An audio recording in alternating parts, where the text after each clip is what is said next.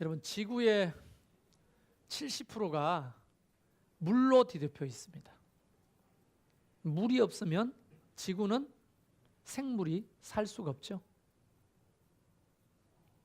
참 신기하게도 우리 몸의 70%도 물로 되어 있습니다. 물을 마시지 않으면 우리는 좀 갈증을 느낍니다. 그러다가 물을 더 마시지 못하면 탈수가 일어나서 몸이 병들게 됩니다. 그래서 물을 마시는 것은 상당히 중요한 행위가 되는 거죠. 근데 어떤 물을 마시느냐도 중요합니다. 세균, 중금속, 그렇게 가득한 물을 마시면 병이 들죠. 또 나트륨, 니코틴, 알코올, 카페인, 설탕 같은 것들이 많이 함유되어 있는 음료를 마셔도 몸이 해로워집니다. 자연 미네랄이 풍부하고 알칼리성 물을 마셔야 세포가 제대로 활동하고 건강해지잖아요. 그러면 우리는 이 물이 굉장히 중요합니다. 그런 의미에서 제가 여러분 대표해서 물을 잠깐 마시도록 하겠습니다. 근데 우리는 이 갈증을 물이 부족할 때만 이 갈증을 느끼느냐 하는 겁니다. 정서적인 갈증도 있죠. 그리고 지식에 대한 갈증도 있죠. 또 사랑에 대한 목마름, 갈증도 있죠. 그러니까 인간은 밥이나 물 가지고만 살 수 있는 그런 생물학적인 동물이 아닌 겁니다.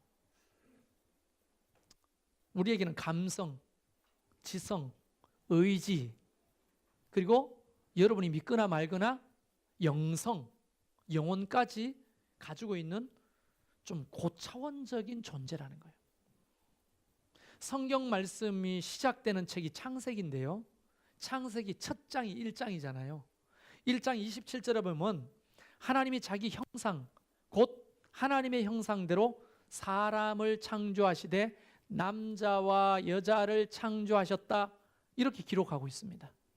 그러니까 우리는 적어도 음식이나 물로만 연명하는 짐승들과 달리 창조주 하나님을 닮은 그런 존재라는 거예요. 짐승들은 먹이와 물만 있으면 살지만 인간은 결코 그렇지 않다는 거예요. 오늘 읽었던 이 본문 말씀의 이야기에도 그 얘기를 예수님이 직접 하고 계시는 거예요. 성경의 이야기로 잠깐 들어가 보면 이스라엘은 크기가 우리나라 경상남북도 크기만 합니다. 크지가 않죠. 그런데 그 손바닥만한 나라가 세 부분으로 나누어져 있어요.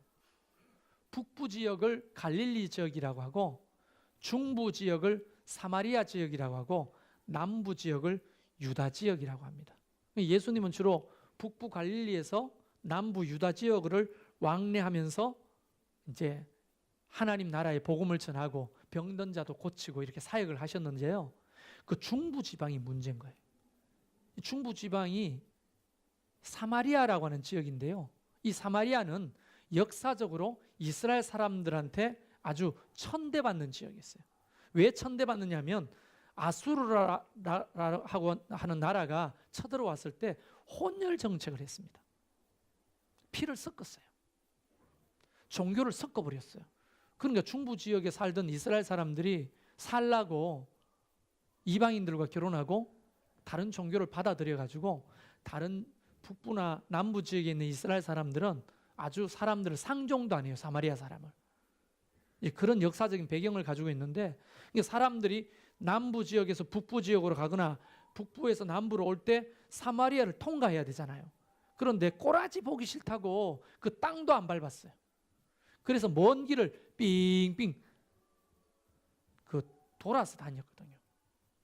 근데 예수님은 그 사마리아를 불쌍히 여기셨어요. 그리고 그 사마리아를 외면하지 않고 자주 왕래하셨습니다. 예수님이 남부 지역인 유다에서 북부 갈릴리 지역으로 가시는데 제자들이 또 눈치를 보는 거예요. 사람들이 다 가기 싫어하는 사마리아 지역을 통과할까 했는데 예수님은 또 말없이 길을 보니까 사마리아를 통과할 요량이야. 사마리아로 가시는 거예요. 제자들도 무슨 말을 합니까? 따라 나섰죠. 그러다가 사마리아 지역의 수가라고 하는 동네에 이르렀어요. 그때가 시간이 낮 12시예요.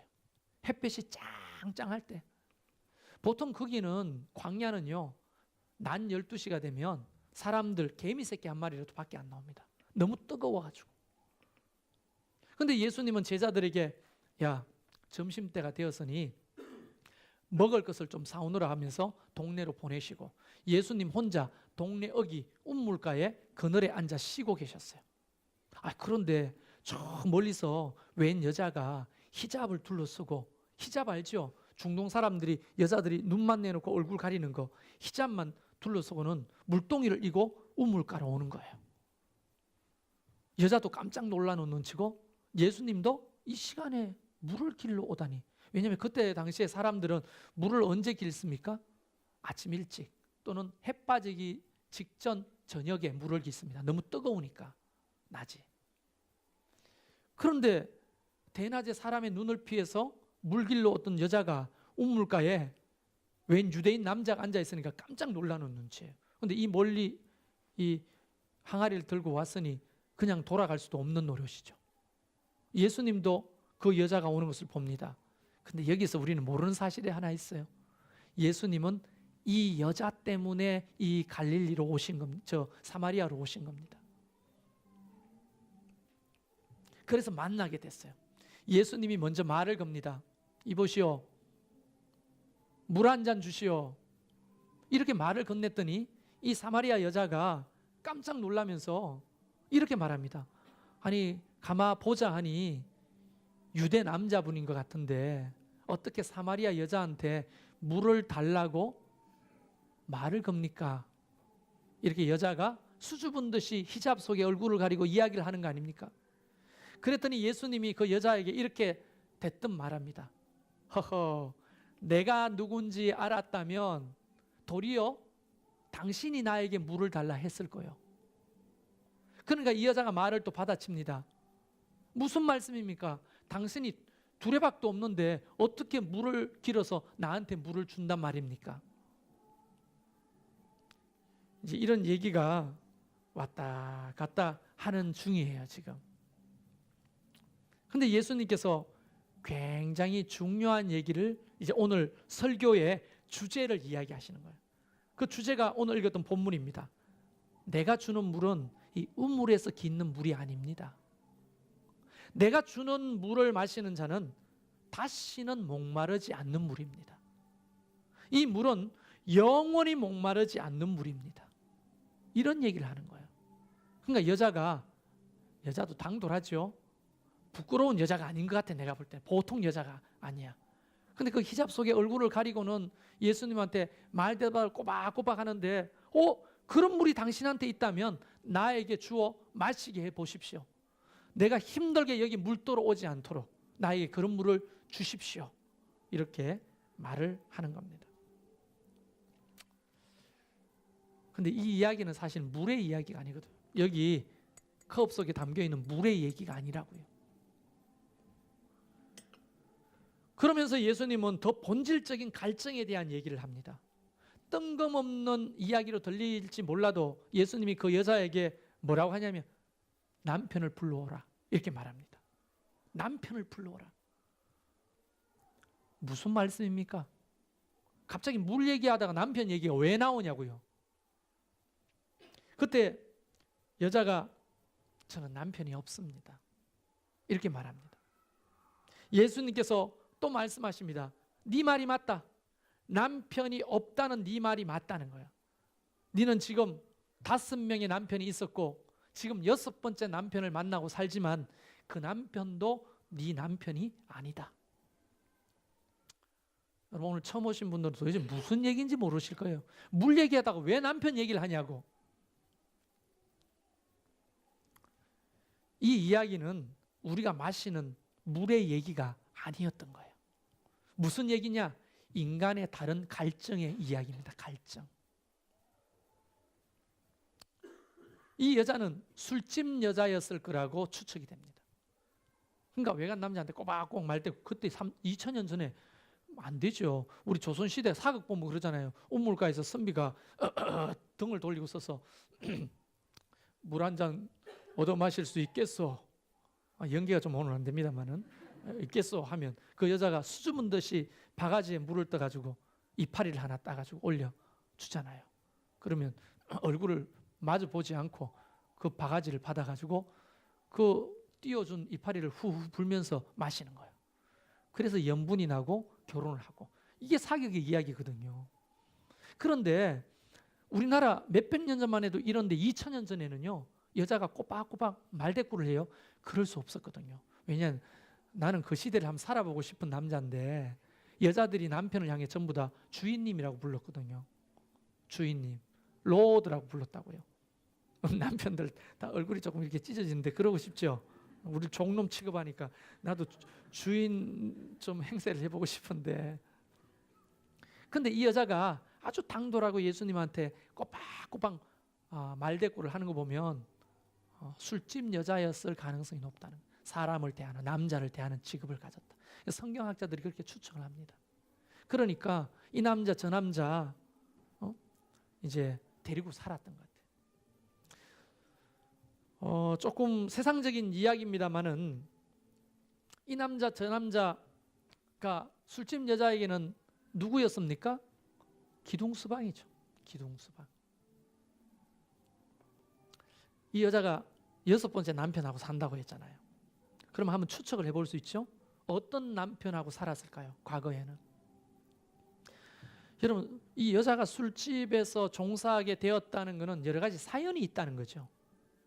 아마 부모로부터 버림을 받았거나 고아였거나, 여자 몸으로서는 2000년 전에 혼자 벌어먹고 살 수 있는 것이 몸 파는 일이나 술집에서 살아가는 그 외에는 첩이 되는 일, 방법이 없었어요. 너무 외롭고 가슴에 언제나 총 맞은 것처럼 뻥 뚫린 가슴을 가지고 사는 거예요. 채워지지 않는 거예요, 뭐가. 그 여자는 우리 모두가 느낄 만한 인생의 깊은 갈증을 느끼고 살았다는 거예요. 그래서 이 여자는 추천해보건대 잘생긴 남자랑 살면 이게 좀 채워질까 싶어서 잘생긴 남자랑도 살아봤지만 금방 실증이 나는 거예요. 우리 어머니가 늘 그랬어요. 얼굴 뜯어먹고 사냐 이러고, 잘생긴 게 소용없다. 우리 아내도 그런 말 합니다. 잘생긴 거 소용없다고 살아봐. 농담인 건 아시죠? 그리고 시간이 지나서 금방 실증이 나니까 뭐니 해도 머니가 최고지. 돈 가진 남자하고 살아봤는데요, 돈 가진 남자하고 사니까 헛짓을 너무 많이 해요. 뭐 일반화 시키는 것이 아니지만 돈 많으면 남자가 더 헛짓을 하는, 그 마음을 얻을 수가 없어. 실증이 납니다. 그리고 배운 사람하고 살아봤는데 잔소리가 얼마나 무시하는 거야. 응?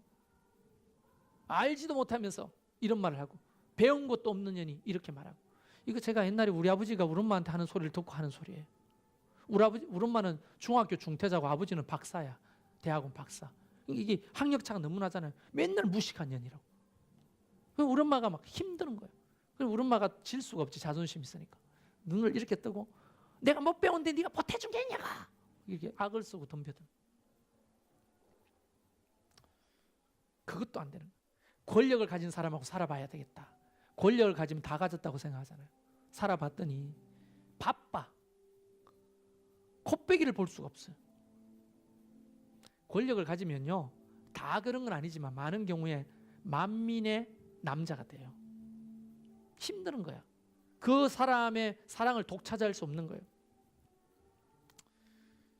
우리 어머니가 알려주신 겁니다. 얼굴도 필요 없고 돈도 필요 없다. 착한 사람이면 된다. 그래서 나도 청년들한테 말하죠. 다 필요 없다. 착한 남자하고 결혼해라. 착한 여자랑 결혼해라. 착한 남자와 여자하고 사시는 분들 어때요? 재미가 없어.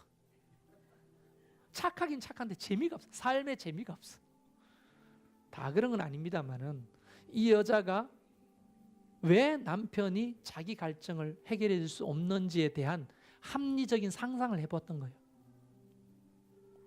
다시 말하면 그 어떤 것으로도 이 삶의 갈증을 달랠 수가 없다는 거예요. 공허감을. 오늘날 우리 삶 속에서도 얼마든지 이런 경우를 찾아볼 수 있지 않나요? 돈 많은 사람들 주변에 있습니까? 저 정도 가졌으면 될 것 같은데 어때요? 끊임없이 탐욕을 부리다가 망하는 사람을 한두 번 봤습니까? 권력을 가진 사람들이 그 정도 힘만 있으면 될 것 같은데 또 욕심을 부르다가 패가망신하는 것을 우린 뉴스를 통해 요즘 얼마든지 보고 있잖아요. 돈으로도 안 되고 권력으로도 안 되고 그 어떤 것으로도 우리의 갈증을 채울 수가 없습니다. 오늘날 술집에 종사하는 많은 아가씨들을 먹여 살리는 사람은 돈 많고 권력이 있는 사람들이에요. 소위 기둥수방이에요. 남편이 아내가 버젓이 있어요. 미안합니다. 어떻게 불러야 될지 모르겠는데 그 술집에서 종사하시는 분 성씨가 비슷하다면 죄송합니다. 제가 아는 사람들이 있어요. 왜냐하면 우리 새엄마가 술집을 운영하셨거든요. 아가씨가 20명. 요정을 운영하신 마담이셨어요. 그래서 가면 이렇게 김양, 이양, 박양 이렇게 늘 불렀어요. 내가 가면 그 술집에 심부름을 가면 그 아가씨들이 저를 뭐라고 불렀는 줄 아세요? 나는 조선시대인 줄. 전부 다 한복을 입고 저보고 도련님 오셨다고 그래요. 도련님. 적어도 제가 도련님이었어요. 1번부터 21번까지 아가씨들이 저를 오면 도련님이라고 해요. 저보고 이쁘다, 잘생겼다 막 이렇게. 근데 그 아가씨들이 이야기하는 것을 들을 수가 있었어요. 무슨 얘기를 하느냐? 김 사장 그 인간 나 차 사준다고 석 달째 이야기하는 거 안 사준다는 거예요. 기둥수방 이야기죠. 최 사장, 김 사장이 기둥수방인 거야. 그래가지고 그 인간 바꿔야 되겠다고. 난 최 사장이 사준다고 했다는 거야. 프라이드를 사준다고. 그때 당시에 프라이드가 최고였거든. 김 사장은 안 사주는데 최 사장은 프라이드를 사준다는 거야. 그래서 이제 갈아치워야 되겠다는 그런 얘기를 해요. 김 사장, 최 사장이 무슨 얘기 하시는지 아십니까? 다른 술집 아가씨 이양 얘기합니다. 걔가 훨씬 이쁘다고. 갈아치워야 되겠다. 서로 만족이 없어요. 서로. 조금 아시는 얘기입니까?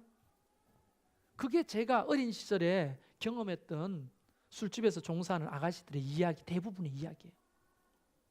명품 백을 사고 옷을 사 입고 만족이 없어요.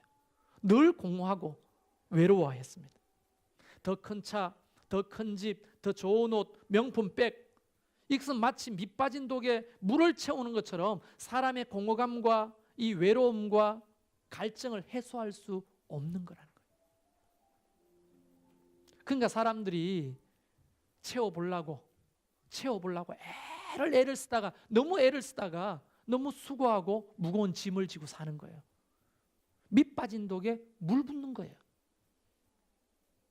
그래서 예수님은 마태복음 11장 28절에 이렇게 우리를 초청하는 거예요. 수고하고 무거운 짐진 자들아 다 내게로 오라. 내가 너희를 쉬게 하리라. 이 말을 오늘 본문으로 바꿔 말하면 이거 아닙니까? 갈증에 시달리는 너희, 돈으로, 권력으로, 쾌락으로, 명예로, 사람으로 채워보려고 하면 안 채워지지. 너무 수고스럽지. 내게로 와봐. 내가 목마르지 않은 생수를 줘볼게. 이 말이잖아요. 근데 지금도 여전히 사람들은 그거를 붙들고 살면 행복해질 거라고 오아시스가 아니죠. 신기루 같은 것을 붙들고 살아간단 말이죠. 우리도 사마리아 여자처럼 많은 남편이 필요하죠. 돈이라는 남편, 술이라는 남편, 쾌락이라는 남편, 도박이나 게임이라는 남편, 명예나 권력이라는 남편, 그런 남편들을 두고 살아보려고 애를 쓰지만 목마르고 또 목마르죠. 한 잔 술로 달려보려고 하지만 다음날 또 술 먹을 일이 생기죠. 마치 이 사마리아 여자 같아. 우리 인생이 사마리아 여자 같은 거예요. 오늘 성경에 나오는 이 사마리아 여자는 어쩌면 우리를 이야기하고 있는 거예요. 사마리아를 찾아가셔서 이 여자를 만나신 예수님은 오늘 우리를 찾아오시는 예수님을 말하는 거예요. 그래서 예수님이 우리에게 찾아오셔서 묻는 거예요. 오늘 너 괜찮은 거니? 지금 너의 남편이 너에게 만족을 주고 있니? 이대로 살아도 행복하겠니? 괜찮겠니? 어쩌면 예수님이 우리 한 분 한 분에게 이렇게 묻고 계시는 거 아닙니까? 여러분 정말 괜찮으십니까? 그동안에 그렇게 살았는데 앞으로도 그렇게 살려고 하시잖아요. 괜찮겠습니까?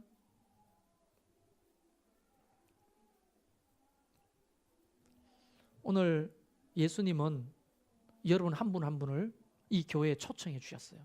여러분은 지금 가기 싫은데 내 친구가, 내 동료가 가자 해가지고 억지로 따라온 것처럼, 엄마가 가자 해가 억지로 따라온 것처럼 그렇게 생각하실지 몰라도 사실은요, 오늘 하나님이 여러분을 초청하신 거예요. 난 그렇게 믿고 싶어요. 성경 속 또 다른 인물 한 명을 소개하려고 합니다. 예수 믿는 사람들은 이 사람을 다 알아요. 이름이 삭개오입니다. 삭개오는요, 키가 작아요. 오늘날 말하면 루저예요. 루저. 180 이하면 루저라고요. 나 루저거든요. 우리 아들은 위너 184. 그래도 다행이지. 그런데요, 어릴 적부터 내가 볼 때는 천대받고 손가락질 받고 무시당하고 왕따 당했어. 어릴 적부터 이 삭개오는 이를 갈기 시작했어요. 가만히 보니까 돈이면 나를 무시하던 사람들 다 귀를 죽일 수 있을 것 같은 거야. 그래서 돈을 가장 잘 버는 직업이 뭔지 봤더니 세리예요. 세리. 세금을 거두는 세리. 그때는 로마의 식민지로 있었거든요. 그 세금을 거두고 누구 갖다 줍니까? 로마에 갖다 바치고 나머지는 자기 먹는 거예요. 부모도 형제도 만류했습니다. 야, 너 매국노 되려냐? 아무리 돈도 좋지만 너 민족의 피를 빨아먹고 부자 되면 뭐 하겠냐? 하지 말라고 했지만 삭개오는 이를 쓰고 돈이면 된다. 돈이면 날 무시한 것들 다 짓밟을 수 있어. 돈이면 뻥 뚫린 이 가슴을 메울 수 있을 것 같아. 그래서 세리에 취직을 해가지고 돈을 끄는데요, 물부랑거리고 갈취를 합니다. 피를 빨아냅니다. 그러니까 로마에서 야, 성과가 대단하거든. 그래서 세리를 세리장으로 임명합니다. 세리장이니까 막 더 기고만장해가지고 세리들 닥달해가지고 돈을 100만 원 로마 국세청에 내라고 하면 200만 원을 만들어가 내고 하니까 야, 그러다가 어느 날 뒤를 돌아보니까 큰 저택을 가지게 됐네요. 페르시아에서 건너온 자색 비단 옷을 입고 살게 됐네요. 그리고 수많은 종들을 돈 주고 사가지고 거느리게 됐네요. 근데 이상하게 삭개오는 이게 안 채워지는 거예요. 가슴이 뻥 뚫린 게 안 채워지는 거예요. 이 갈증을 해소할 수가 없는 거예요. 이상하죠. 다 가졌는데.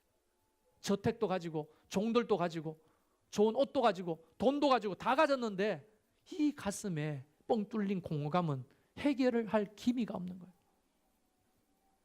밤잠을 설쳤습니다. 이상하게 우울함이 자기를 지배하는 것을 느낍니다. 돈으로도 안 되는구나. 그걸 느끼고 있을 즈음에 예수님이 자기 동네를 지나가신다는 얘기를 들었어요. 그때 당시 예수님은 거의 오늘날 아이돌처럼 슈퍼스타였어요. 죽은 자도 살리고 안전매기도 일으키고 막 한다는 소문을 듣고 궁금한 거야. 그 작자가 누군지. 그래서 삭개오가 질질 끌리는 페르시아산 비단 옷을 입고 동네 어귀로 나갔어요. 그러니까 사람들이 모여가지고 예수님 지나가는 것을 옷을 만지고 와와 환호를 하는 거 보고 싶어 갔더니 루즈잖아. 키가 작아 안 보이는 거예요. 까치발을 들고 막. 여러분 자색 옷을 입고 애들처럼 그럴 수가 없잖아요. 까치발을 들고 아무리 보려고 해도 위너들 때문에 예수님이 안 보이는 거야. 그래서 너무 궁금한 나머지 아이들이나 기어 올라가는 뽕나무 위로 그 비단 옷을 입고 기어 올라갑니다. 여러분 이 대목에서 얼마나 그가 갈급하고 목마른지를 우리가 알 수 있는 거예요.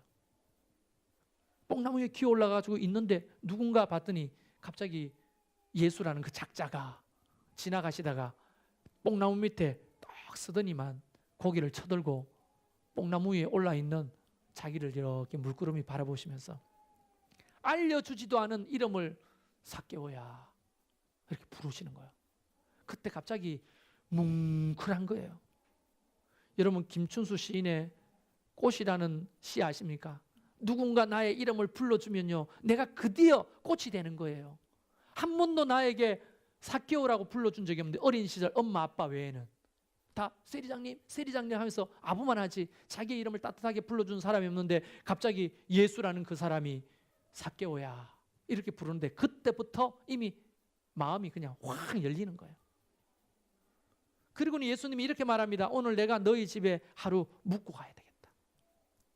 여러분 돈을 주고 사람은 살 수 있어도 그 마음을 얻을 수 없었던 이 삭개오는 돈을 주고 사지도 않았는데 이 예수라는 분이 오늘 사람들이 손가락질하는 세리의 집에 하루 묵고 가겠다는 거예요.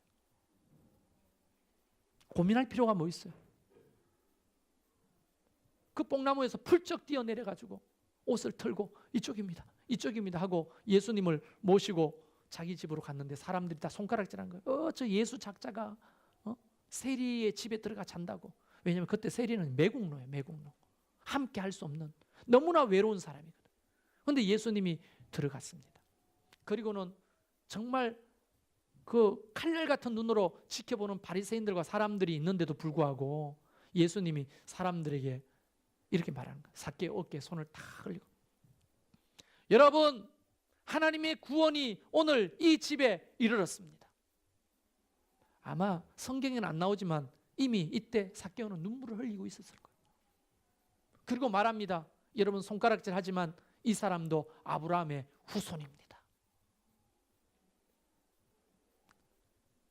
그때요 남편이 바뀌는 역사가 일어나는 거예요. 삭개오 남편은 누구였습니까? 자기의 갈증을 해소해 줄 수 있는 남편은 돈이었어요. 근데 갑자기 요구하지도 않았는데 삭개오가 이렇게 말합니다. 나 재산의 절반을 팔아가지고 가난한 사람들에게 다 나눠주겠습니다. 가난한 사람들이 구경 와서 휘바람을 쫙쫙 불면서 와 소리를 칩니다. 혹시 누구 것을 도둑질한 적이 있으면 4배를 갚아주겠습니다. 그 말은 이제 내가 남편으로 삼았던 그 돈을 청산해버리겠다는 거예요. 내 갈증을 해결해 줄 수 있는 것은 돈이 아니라 바로 예수 그리스도 그분이 나의 생수라고 하는 것을 이야기하는 거예요. 삭개오는 자기의 아주 본질적인 갈증을 해소해 주는 예수 그리스도 그 생수를 마시게 된 거예요. 반대의 경우도 있습니다. 여러분 미국에서 로또 복권에서 가장 많이 그 복권 당첨한 사람이 누군지 아십니까? 기네스북에 올라 있는데요. 미국의 사업가였던 이름이 길어요. 앤드루 잭슨 잭 휘테크 주니어. 이걸 우리 너무 기니까 풀네임이 기니까 잭 휘테크라고 부릅니다. 2002년 우리나라 월드컵이 한참일 때 그가 슈퍼로또에 당첨이 됐는데 당첨 금액이 얼마냐? 3억 1,500만 원이 아니고 억 달러. 우리나라 돈으로 3,500억 원. 여러분 그 돈 생기면 어떡할 거예요? 생각만 해도 미소가 생기잖아요. 3,500짜리 남편이 생긴 거예요. 잭 휘테크에게. 당첨금을 수령하는 그날 음주운전으로 걸립니다. 일단 그때부터 이 돈은 3,500억이라는 돈은 자기 인생을 행복으로 이끌어줄 좋은 남편이라고 생각했지만 철저하게 파괴됩니다. 정말 사랑했던 손주가 있어요. 손녀가 10대. 하루에 용돈을 5,000달러씩 줍니다. 우리나라 돈 500만 원씩. 아니 하루에 500만 원씩 써도 3,500억이 있는데 뭘. 그러니까 하루에 500만 원씩. 하루에 500만 원씩. 한 달에 1억 5천씩 막 쓴 거야. 이 손주가 어떻게 된 줄 아십니까? 여러분 하루에 500씩 써봤어요? 나는 목사지만 솔직히 써보고 싶어. 뭐 할까요? 우리 누나가 결혼 전에 통장에 있는 돈 700만 원을 쓰고 가야 된다고 하더라고. 남편한테 빼앗기고 시부모한테 빼앗긴다고 내가 다 쓰고 가겠다. 그리고 우리 누나랑 쇼핑을 하러 갔어요. 그 옛날에. 그 700만 원을 하루 만에 쓴다고. 써도 100만 원을 못 쓰겠더라고요. 와, 암만 써도 저축도 사. 그때 저축 있잖아요. 저 판 돌아가는 거, LP판 돌아. 그것도 사고 뭐도 사고 했는데 100만 원을 못 쓰겠더라고요. 500만 원을 어떻게 쓸까요? 여러분의 눈빛은 줘봐라 못 쓰는가 뭐 이런 눈빛인데 근데 그 손주가요 마약에 빠져가지고 결국 18살 나이에 마약 중독으로 죽습니다. 하루에 500만 원 쓰는데 뭐가 부족해서 마약을 하죠? 돈으로 안 채워진다는 걸 아야도 아는 거예요. 돈에 눈이 뒤집어진 아내가 이 남자하고 살 리가 만무하죠.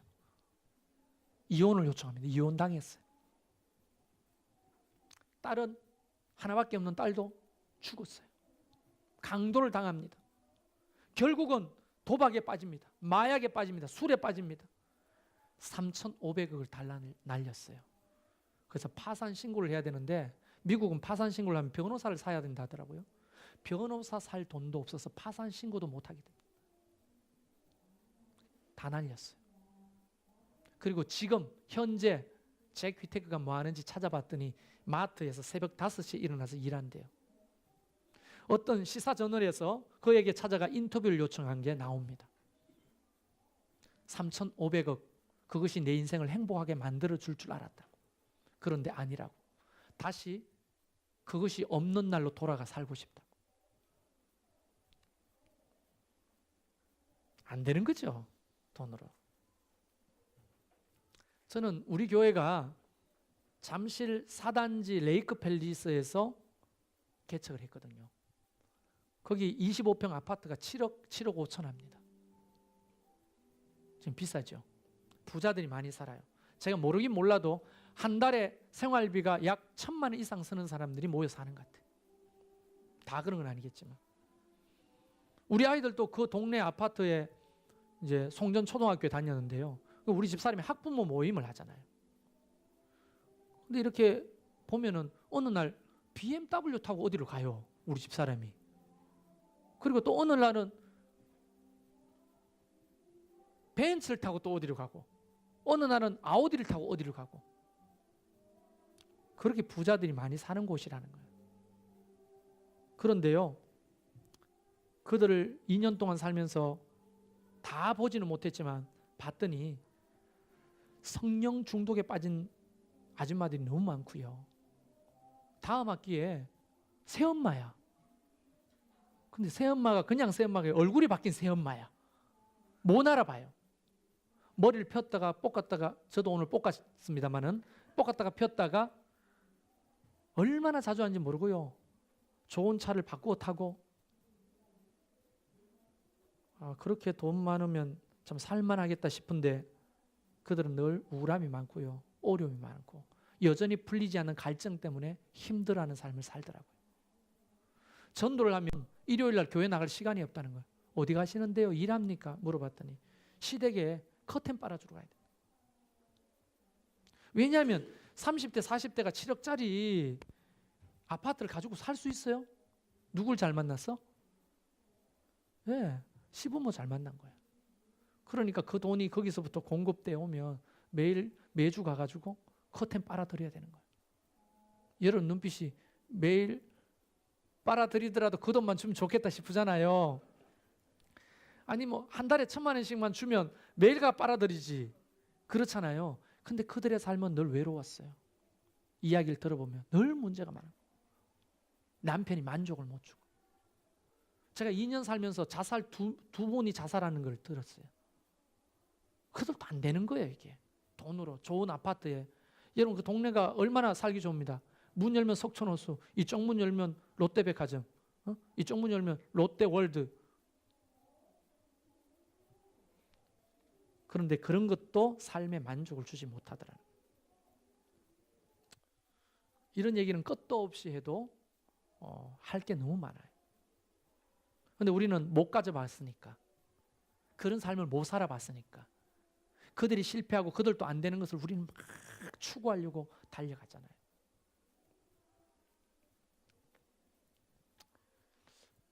저희 아버지는 자수성가하신 분입니다. 아까 말씀드린 대로 연세대 법대 나오고요. 동국대 대학원 정치 외교학과 박사입니다. 우리 아버지의 남편은 권력이었어요. 권력을 쫓아오려고 처자식을 다 버리고 권력을 쫓아 살았습니다. 이혼, 결혼, 재혼 이걸 3번씩이나 했으니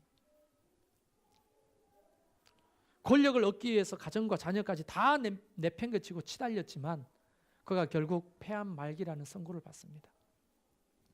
동지라고 했던 사람도 다 등을 돌리고 떠났습니다.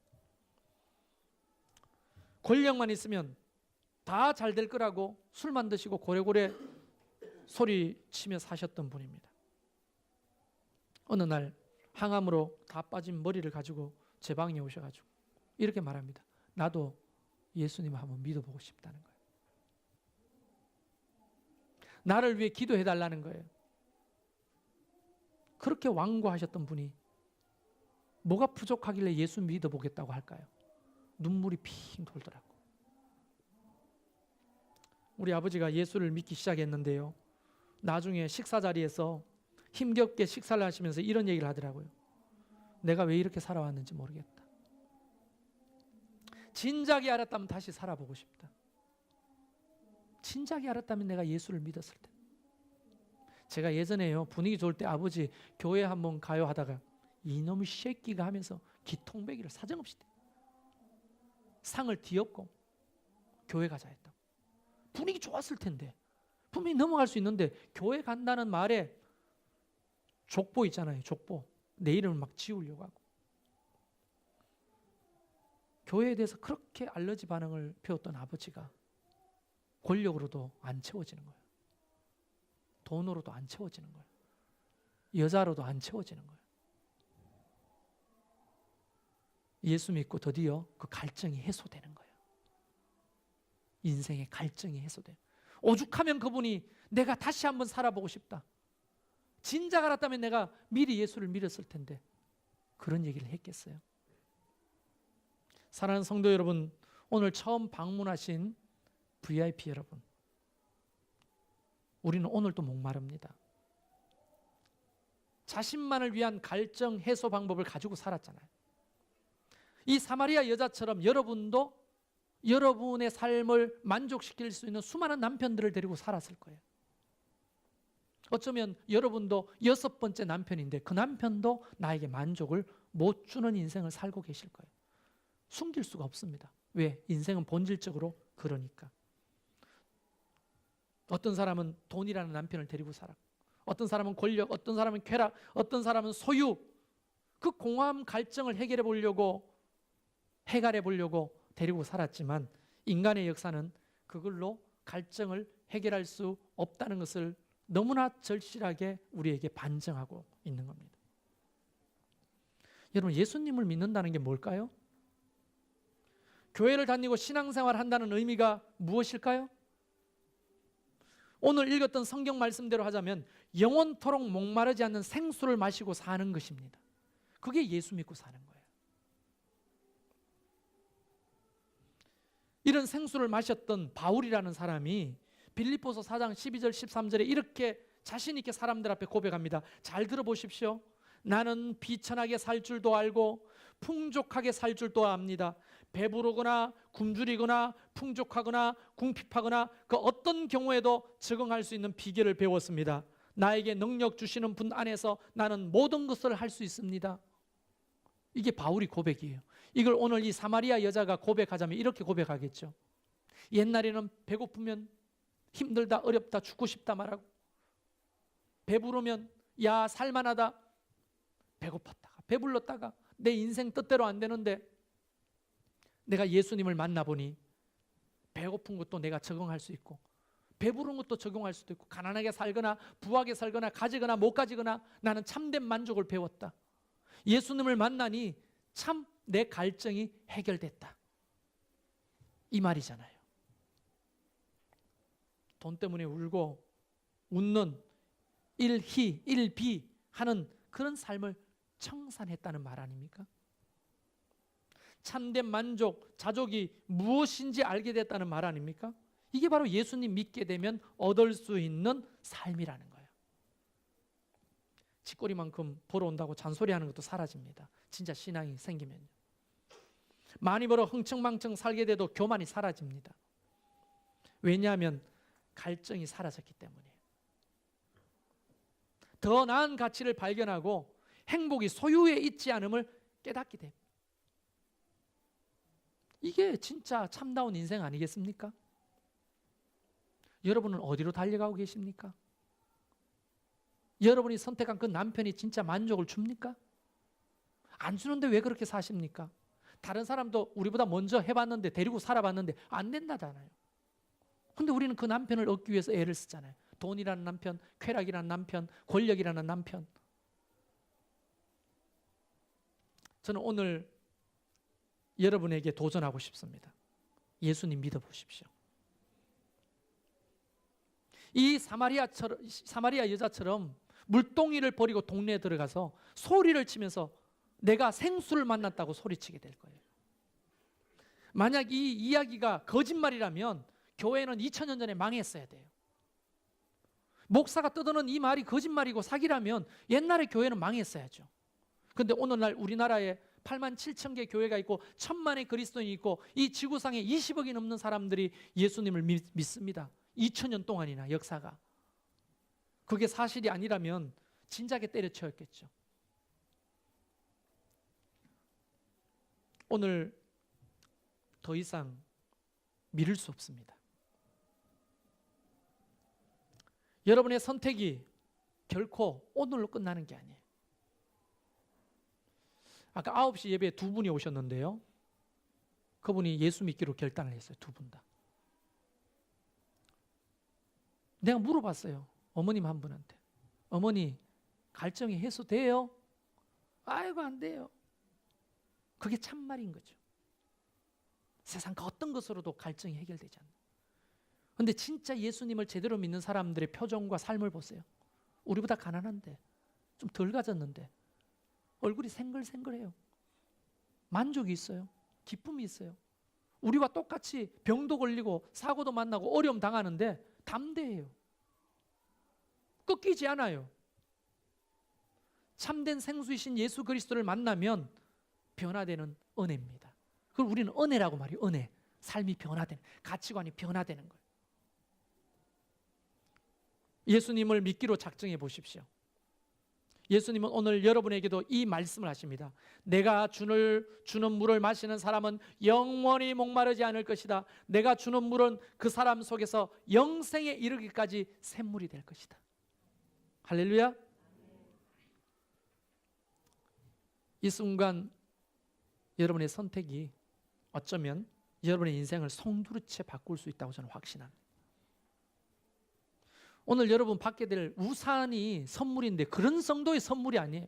진짜 하나님이 준비한 선물은 바로 영원한 갈증을 해소해 주는 선물이에요. 천국을 우리 혼자 갈 수 없잖아요. 천국을 선물로 주시는 거예요. 나를 데리고 온 이 집사님이 뭐 때문에 데리고 오겠어요? 나를. 골빈나 이 사람이? 할 일 없어요? 저는 여러분이 오늘 예수 믿기로 결정을 하고 교회 다니기로 결정한다면 이전과는 또 다른 삶이 시작될 거라고 확신합니다. 우리 아버지처럼 야, 내가 참 잘 믿었다. 해결되지 못했던 모든 갈증들이 풀어지는 은혜가 여러분에게 있게 될 겁니다. 그게 오늘 하나님이 여러분에게 주시고 싶은 선물이에요. 여러분 잠깐 눈을 한번 감아 보시겠습니까?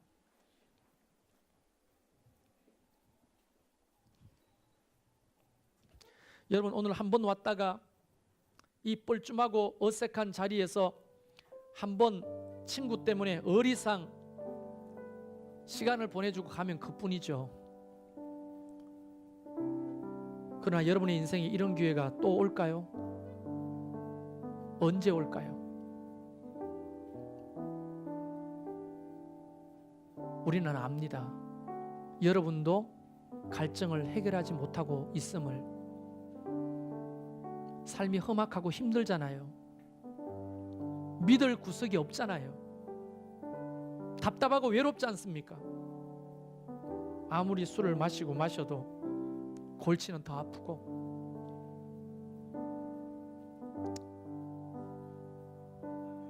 이 사회는 전부 다 남편인 것 같아.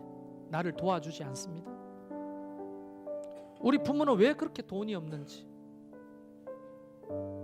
왜 나를 못 밀어줄까? 내가 공부라도 열심히 했으면 내가 출세했을 텐데 그러지도 못한 후회가 가득하고.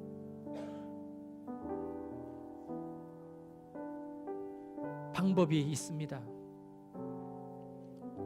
생수의 근원인 예수 그리스도를 믿어보십시오. 삶의 가치가 바뀌고 목적이 바뀌고 여러분의 내면이 바뀌기 시작합니다. 하나님의 자녀가 되는 권세를 누리고 하나님의 도우심과 은혜를 삶 속에 경험하게 되면서 자족과 만족을 경험하게 됩니다. 오늘 이 결단 가운데 하나님이 역사해 주시기를 원하면서 여러분 이 기도문을 따라 해보십시오. 제가 한 절 읽을 때 여러분이 마음속으로 따라 하셔도 좋고 작은 소리로 따라 하셔도 좋습니다. 이 기도를 하는 순간 여러분 하나님의 자녀가 될 겁니다. 하나님이 여러분과 함께 하시며 천국까지 인도할 겁니다. 목마르지 않는 참된 만족과 평안을 선물로 주실 겁니다. 처음 오신 VIP들에게 간곡하게 부탁드립니다. 믿고 한번 따라해 보십시오. 하늘에 계신 하나님 아버지, 저는 죄인입니다. 저의 죄를 용서해 주옵소서. 예수님을 나의 구주로 고백합니다. 십자가 피 흘림으로 나를 구원해 주시니 감사합니다.